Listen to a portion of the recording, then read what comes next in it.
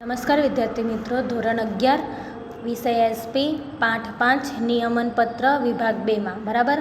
આપણે નિયમનપત્રનો અર્થ અને તેનું મહત્ત્વ સમજી ગયા છે. હવે આવે છે 5.2 પોઈન્ટ કે નિયમનપત્ર અંગે કંપની ધારાની કાનૂની જોગવાઈઓ. કે નિયમનપત્ર અંગે શું છે, કંપની ધારાની કઈ કઈ જોગવાઈઓ છે જે નિયમનપત્રમાં લાગુ પડે છે. પાઠ્યપુસ્તકમાં પેજ નંબર તમે 106 જોઈ શકો છો અને સ્ક્રીન પર પણ તમને દેખાય જ છે બરાબર. હવે જોવાનું છે કે નિયમનપત્ર અંગે કંપની ધારાની કાનૂની જોગવાઈઓ કઈ કઈ છે. લીગલી પ્રોવિઝન બરાબર, કે લીગલી આપણે જે આર્ટિકલ ઓફ એસોસિએશન એટલે નિયમનપત્ર છે એમાં કઈ કઈ કંપની ધારાની જોગવાઈઓ લાગુ પડે છે. તો કંપની ધારાની જુદી જુદી કલમોમાં નિયમનપત્રની મહત્ત્વની જોગવાઈઓ દર્શાવવામાં આવી છે. આ જોગવાઈઓના આધારે કેટલીક બાબતો નીચે મુજબ છે. પહેલાં આવું કીધું છે. પહેલી બાબત શું છે કે આવેદનપત્રમાં સહી કરનાર દરેક વ્યક્તિએ નિયમનપત્રમાં સહી કરવી પડે છે. આ કાનૂની જોગવાઈ છે બરાબર. કંપની ધારાની 2013 પ્રમાણે કંપની ધારાની જોગવાઈ શું છે કે જ્યારે પણ તમે કંપનીની સ્થાપના કરો તો નિયમનપત્ર અને આવેદનપત્ર આ બે દસ્તાવેજો બનાવવા જ પડે છે. જ્યારે પણ આવેદનપત્રમાં જે પણ સભ્યોએ સહી કરી હશે, સહી કરનાર દરેક વ્યક્તિએ નિયમનપત્રમાં પણ સહી કરવી પડે છે. કારણ કે આપણને ખબર છે આવેદનપત્ર શું છે, મુખ્ય પાયાનો દસ્તાવેજ છે અને એની મર્યાદામાં રહીને જ નિયમનપત્ર બનાવવામાં આવે છે. એટલે જેટલી આવેદનપત્રમાં જેટલા લોકોએ સહી કરી હશે, જેટલા સભ્યએ, એટલે નિયમનપત્રમાં પણ સહી કરવી પડે. બીજું, સહી કરનારે સરનામું, ધંધો અને જરૂરી વિગતો જણાવવી પડે. બીજો પોઈન્ટ ખાસ કે સહી કરનારે શું કરવું પડે, એનું સરનામું, એ ક્યાં રહે છે, એ કયો ધંધો કરે છે, એની જરૂરી વિગતો જણાવવી પડે બરાબર. પછી સહી ઓછામાં ઓછા એક સાક્ષીની સામે કરવી પડે. ત્રીજી જોગવાઈ પણ આઈએમપી છે કે જ્યારે પણ તમે સાઇન કરો છો તો સાક્ષી તરીકે કોઈ એક વ્યક્તિની સામે તમારે સહી કરવી પડે બરાબર. ચોથું, નમૂનામાં આપેલ નિયમનપત્રમાં સમાવેલ તમામ નિયમનો કે કોઈ નિયમોનો કંપની સ્વીકાર કરી શકે. નમૂનામાં આપેલ જે નિયમનપત્ર સમાવેલ હોય તો તમામ નિયમોનો કોઈ નિયમનો કંપની સ્વીકાર કરી શકે બરાબર. બધા જ નિયમોનો કંપનીએ સ્વીકાર કરવો પડે. પાંચમું, કંપની નિયમનપત્રની જોગવાઈનું પાલન કરવા બંધાયેલ છે. શું છે પાંચમો પોઈન્ટ? જોગવાઈ સારી છે કે કંપની શું છે, નિયમનપત્રની જોગવાઈનું પાલન કરવા બંધાયેલ છે. એટલે કંપની સભ્ય તરફની જવાબદારીમાંથી છટકી શકે નહીં. જેને જે જવાબદારી આપી હશે એ જવાબદારી એ કંપનીના સભ્યએ શું કરવાની છે, પૂરી કરવાની છે. એ પોતાના જવાબદારીથી છટકી શકે નહીં. આ કાનૂની જોગવાઈ છે, કંપની ધારા પ્રમાણે કાનૂની જોગવાઈ બરાબર. છઠ્ઠું, આવેદનપત્રની જોગવાઈ વિરુદ્ધ નિયમનપત્રમાં કોઈ કલમ રાખી શકાય નહીં. આપણને ખબર છે આવેદનપત્રની શું જોગવાઈ વિરુદ્ધ નિયમનપત્રમાં કોઈ કલમ કે કોઈ નિયમ રાખી શકાય નહીં. સાતમું, ખાનગી કંપનીએ તેના નિયમનપત્રમાં નીચેની 3 વિશેષતાઓ દર્શાવવી પડે. હવે આપણને ખબર છે કંપની બે સ્વરૂપમાં હોય છે, ખાનગી કંપની અને જાહેર કંપની. તો ખાનગી કંપનીએ તેના નિયમનપત્રમાં નીચેના 3 વિશેષતાઓ દર્શાવવી પડે. પહેલું, કંપનીની સભ્ય સંખ્યા ઓછામાં ઓછી 2 અને વધુમાં વધુ 200 રહેશે. શું છે પહેલી વિશેષતા? શું છે, કંપનીની સભ્ય સંખ્યા કેટલી? ઓછામાં ઓછી 2. આપણને ખબર છે કે જાહેર કંપનીમાં ઓછામાં ઓછા 7 હોય છે અને ખાનગી કંપનીમાં કેટલા હોય છે? ઓછામાં ઓછા 2 અને વધુમાં વધુ 200 રહેશે કંપનીની સભ્ય સંખ્યા ખાનગી કંપનીમાં. પછી શેરની ફેરબદલી પર નિયંત્રણ મૂકવામાં આવશે. શેરની ફેરબદલી એટલે શું કે જે વ્યક્તિએ શેર ખરીદ્યા હશે તો એને ન જોતા હોય તો એ શું કરી શકે છે, કોઈ બીજા વ્યક્તિને આપી શકે છે. પરંતુ ખાનગી કંપનીમાં શેર ફેરબદલી અંગે શું કરવામાં આવે છે, નિયંત્રણ મૂકવામાં આવે છે. એ એવી રીતે આપી શકે નહીં. ત્રીજું, કંપની પોતાના શેર ખરીદવા અંગે જાહેર જનતાને આમંત્રણ નહીં આપે. ખાનગી કંપનીમાં શું કીધું છે, નિયમનપત્રમાં 3 વિશેષતા, એમાં ત્રીજી વિશેષતા હોય તો શું કીધું છે, કંપની પોતાના શેર ખરીદવા અંગે જાહેર જનતાને આમંત્રણ આપી શકે નહીં. કે એનો મતલબ એવો થશે કે કંપનીના સભ્યો જ શેર ખરીદી શકશે, જાહેર જનતાને આમંત્રણ આપી શકે નહીં. આ 3 વિશેષતાઓ છે, તમને 2 માર્ક્સમાં પૂછાય છે બરાબર. કે ખાનગી કંપનીએ નિયમનપત્રમાં કઈ 3 વિશેષતા દર્શાવી છે. તો પહેલું, કંપનીની સભ્ય સંખ્યા ઓછામાં ઓછી 2 અને વધુમાં વધુ 200 રહેશે. શેરની ફેરબદલી પર નિયંત્રણ મૂકવામાં આવશે. અને ત્રીજું, કંપની પોતાના શેર ખરીદવા જાહેર જનતાને આમંત્રણ આપી શકે નહીં. એટલે કંપની જ્યારે શેર બહાર પાડે છે ત્યારે ફક્ત એની ખરીદી કોણ કરી શકે છે, કંપનીના સભ્યો જ અથવા શેર હોલ્ડરોની માલિકો જેની ખરીદી કરી શકે, જાહેર જનતાને આમંત્રણ આપશે નહીં બરાબર. હવે 8મી કંપની ધારાની જોગવાઈઓ શું છે કે કંપની સાથે સંબંધ ધરાવનાર વ્યક્તિને નિયમનપત્રની જાણ છે તેમ કાયદા પ્રમાણે માની લેવામાં આવે છે. શું કંપની સાથે કોઈ પણ સંબંધ ધરાવનાર વ્યક્તિ હોય છે તો નિયમનપત્રની એની જાણ છે એવું માની લેવામાં આવે છે. આવી કોઈપણ વ્યક્તિ નિયમનપત્ર કે કંપનીની ઓફિસમાં આવી તપાસ કરી શકે છે અને જરૂરી ફી ભરી નકલ પણ મેળવી શકે છે. એ નિયમનપત્ર એક દસ્તાવેજ છે. તો કયા કયા નિયમો છે કંપનીના, કયા કયા કાર્યોની જવાબદારી કયા કયા કર્મચારીની છે, તો એની વિગત શું કરી શકે છે, કંપની ઓફિસમાં આવી એની તપાસ કરી શકે છે અને જો એની ફી ભરી એ નકલ પણ મેળવી શકે છે. 9મું, કંપની ધારાની જોગવાઈઓને આધીન આવેદનપત્રની શરતોને આધીન ખાસ ઠરાવ પસાર કરીને પોતાના નિયમનપત્રમાં ફેરફાર કરી શકે છે.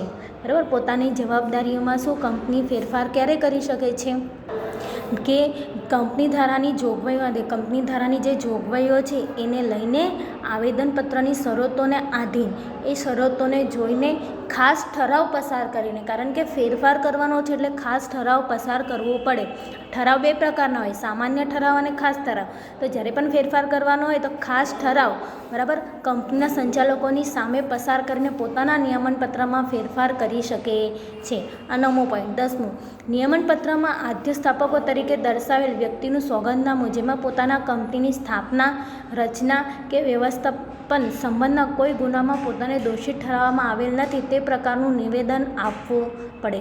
એટલે નિયમનપત્રમાં શું છે, જે આદ્ય સ્થાપકો તરીકે દર્શાવેલ વ્યક્તિનું સોગંદનામું છે. આપણને ખબર છે આદ્ય સ્થાપક એટલે કે જ્યારે સ્થાપના કરવાની હતી, નોંધણી પહેલાંની જે પ્રોસેસ હતી એમાં વ્યક્તિએ સોગંદનામું આપવું પડે, જેમાં પોતાની કંપનીની સ્થાપના, રચના કે વ્યવસ્થાના સંબંધમાં કોઈ ગુનામાં પોતે દોષિત ઠરાવવામાં આવેલ નથી એ પ્રકારનું નિવેદન આપવું પડે છે. એટલે જેટલા પણ સ્થાપકો છે એ લોકોએ શું નિવેદન આપવું પડે કે પોતે કોઈ ગુનામાં દોષિત કે ઠરેલ નથી, અદાલત તરફથી પણ કોઈ દોષ ઠરાવેલ નથી. તો આ 10 જેટલી જોગવાઈઓ છે, કાનૂની જોગવાઈઓ નિયમનપત્ર અંગેની. બરાબર, પહેલું તો આવેદનપત્રમાં સહી કરનાર દરેક વ્યક્તિએ નિયમનપત્રમાં સહી કરવી પડે. સહી કરનારનું સરનામું, ધંધો ને જરૂરી વિગતો, સહી ઓછામાં ઓછી એક સાક્ષી તરીકે કરવી પડે. પછી દરેક નિયમોનો કોઈ નિયમનો કંપની સ્વીકાર કરી શકે. જોગવાઈનું પાલન કરવા બંધાયેલ છે કંપની, કોઈ પણ સભ્ય જવાબદારીથી છટકે નહીં. બરાબર, આવેદનપત્રની જોગવાઈનું વિરુદ્ધ નિયમનપત્રમાં કોઈ કલમ કે નિયમ રાખી શકાય નહીં. ખાનગી કંપનીના 3 વિશેષતાઓ, એમાં પહેલી, સભ્ય સંખ્યા ઓછામાં ઓછી 2 અને 200 શેર ફેરબદલી પર નિયંત્રણ, અને ત્રીજું, જાહેર જનતાને આમંત્રણ આપી શકે નહીં. અને 8મું, કે કંપની સાથે જે પણ સંબંધ ધરાવનાર સભ્યો છે એ કાયદા પ્રમાણે એને નિયમનપત્રની જાણ છે એવું માનવામાં આવે છે, પણ જો વ્યક્તિ નિયમનપત્ર અંગે કંપની તરફથી તપાસ પણ કરી શકે છે અને ફી ભરીને નકલ પણ નિયમનપત્રની મેળવી શકે છે. પછી કંપની ધારાની જોગવાઈને આધીન નિયમનપત્રની શરતોને આધીન ખાસ ઠરાવ પસાર કરીને પોતાના કંપની નિયમનપત્રમાં શું ફેરફાર કરી શકે છે. અને નિયમનપત્રના જે આદ્ય સ્થાપકો છે એ શું સોગંદનામું લે છે, બરાબર, સ્થાપના, રચના સમયે, તો એ કોઈ ગુનામાં કે દોષિત ઠરેલો ન હોય તે પ્રકારનું નિવેદન આપવું પડે. તો આ થયા તમારા 10 જેટલી જોગવાઈઓ. બરાબર, IMP છે, પૂછાય છે, એટલે યાદ રાખવી પડશે તમારે કે નિયમનપત્ર અંગે કંપની ધારાની કાનૂની જોગવાઈઓ જણાવો. બરાબર, આ થયો તો તમારો 2 પોઈન્ટ પતી ગયા છે, 5.2 પતી ગયો છે. હવે આપણે જોવાનું છે 5.3. એ પણ તમને 3 માર્ક્સમાં પૂછાય છે.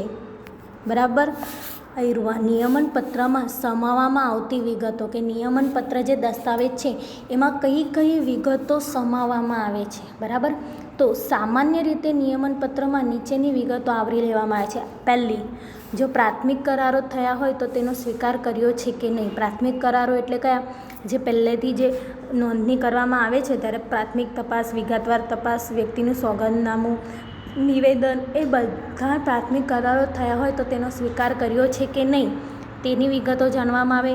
શેરની સંખ્યા અને તેની દાર્શનિક કિંમત, કંપની જ્યારે પણ શેર બહાર પાડે તો કેટલા શેર બહાર પાડવાની છે, કંપની કેટલા શેરની બનેલી છે, તો એ શેરની સંખ્યા અને તેની દાર્શનિક કિંમતની વિગતો જણાવવામાં આવે છે. પછી શેર હપ્તા અંગેના નિયમો, કે હપ્તા કઈ રીતે ભરવાના. બરાબર, જે પણ વ્યક્તિ શેર ખરીદે છે તો એને કેટલા હપ્તામાં શેરની રકમ ચૂકવવાની તે અંગેના વિગતો. શેર ફેરબદલી અંગેના વિગતો, કે શેરની ફેરબદલી ફરજિયાત કરવાની કે મરજિયાત કરવાની એ અંગેના નિયમો પણ આપવામાં આવે છે.